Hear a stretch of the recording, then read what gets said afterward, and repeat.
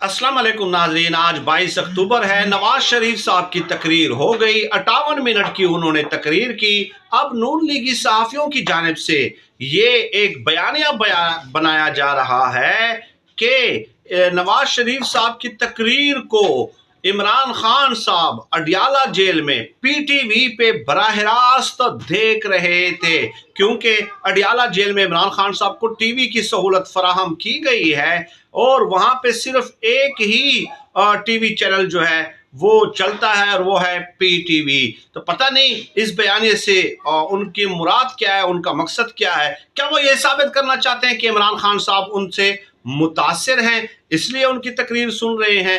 एक अजीब किस्म का बयानिया है जो नवाज शरीफ साहब को ये हीरो के तौर पे पेश करने की कोशिश कर रहे हैं। जलसा क्या था, इतने सहूलियात होने के बावजूद, वसाइल होने के